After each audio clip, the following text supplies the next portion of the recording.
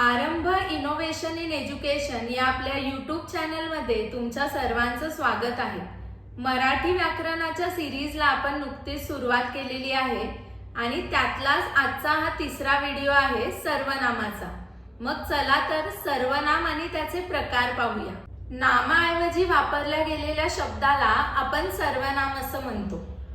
तो अभ्यास करत आहे। आता तो म्हणजे मी इथे कोणाचं नाव लिहिलेलं नाहीये, म्हणजे तो हा शब्द नामाऐवजी वापरला गेलेला आहे। तिने छान चित्र काढले आहे, म्हणजे इथे सुद्धा आपण तिने म्हटलंय, तिचं नाव लिहिलेलं नाहीये, त्यामुळे तिने हे सुद्धा काय होईल, सर्वनाम। आपण सहलीला जाऊया का?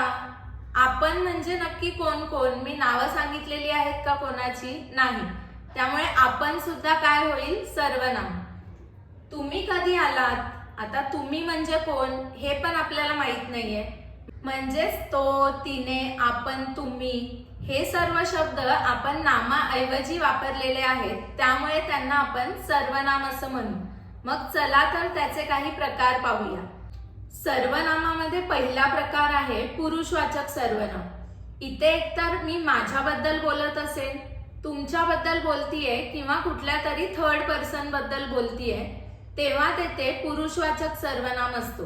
आता त्याचे काही प्रकार सुद्धा आहेत, जसे आपण इथे लिहिलेले आहेत, प्रथम पुरुषवाचक, द्वितीय पुरुषवाचक आणि तृतीय पुरुषवाचक। मैंने देखा, तूने देखा, इसने देखा, उसने देखा, सबने देखा।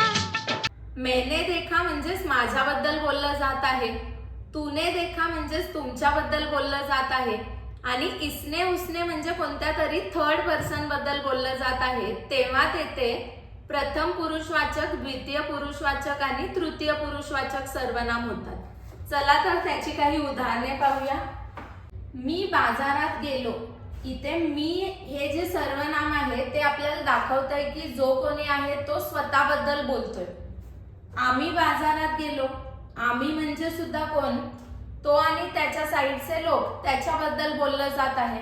म्हणजे जेव्हा माझ्याबद्दल किंवा आमच्याबद्दल आपण बोलतो तेव्हा तेथे प्रथम पुरुषवाचक सर्वनाम होतो। तू मला आधी सांगायला हवे होते। तू म्हणजेच तुमच्याबद्दल बोललं जात आहे। तुम्ही फार छान पुस्तक लिहिलेले आहे। इथे सुद्धा तुम्ही म्हणजेच तुमच्याबद्दल बोललं जात आहे, त्यामुळे तू आणि तुम्ही हे काय आहे, द्वितीय पुरुषवाचक सर्वनाम। तो उंच पर्वत चढून गेला। आता बघा, तो म्हणजे कोण, इथे मी पण नाही, तुम्ही पण नाही, कोणीतरी तिसराच पर्सन आहे, त्याच्याबद्दल बोललं जात आहे। ती परदेशात गेली आहे। इथे पहा, ती म्हणजेच मी किंवा तुम्ही सोडून कोणीतरी तिसरीच व्यक्ती आहे। ते खेळत आहेत, ते म्हणजे पण आपल्या दोघांमधलं कोणीच नाही, कोणीतरी वेगळीच लोक आहेत की जी खेळत आहेत, म्हणजेच इथे कोणत्या तरी तिसऱ्या व्यक्ती किंवा व्यक्तींचा उल्लेख केला जात आहे, त्यामुळे या सर्वनामांना आपण काय म्हणू, तृतीय पुरुषवाचक सर्वनाम। पुढचा प्रकार आहे दर्शक सर्वनाम।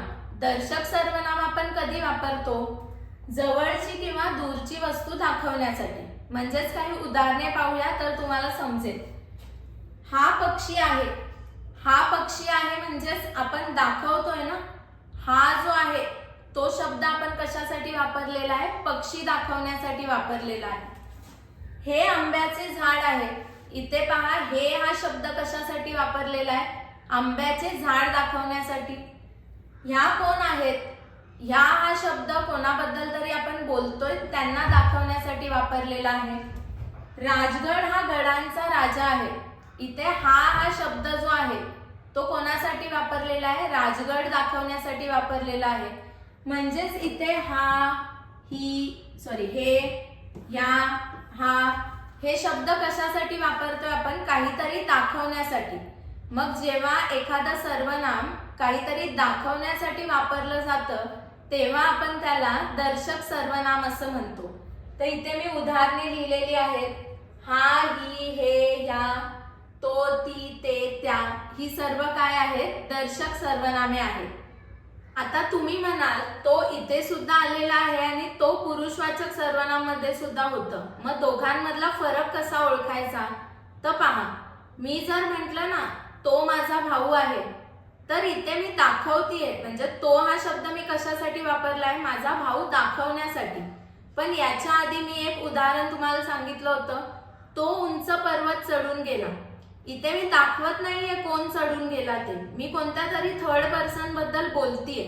म्हणजेच हाच फरक आहे पुरुषवाचक सर्वनाम आणि दर्शक सर्वनामातील. दर्शक सर्वनाम हे एखादी व्यक्ती वस्तू दाखवण्यासाठी वापरलं जातं आणि पुरुषवाचक सर्वनाम आपण इन जनरल कोणाबद्दल तरी बोलतो त्यासाठी वापरलं जातं. सर्वनामाचा तिसरा प्रकार आहे संबंधी सर्वनाम. आता संबंधी सर्वनाम ओळखायचं कसं, तर जेव्हा वाक्यामध्ये दोन सर्वनामे आलेली असतात आणि पहिलं सर्वनाम हे पुढे येणाऱ्या दर्शक सर्वनामाशी संबंध दर्शवत असतं, तेव्हा आपण त्यांना संबंधी सर्वनामे असं म्हणू. जसं की इथे पहा, जो तळे राखतो तो पाणी चापतो.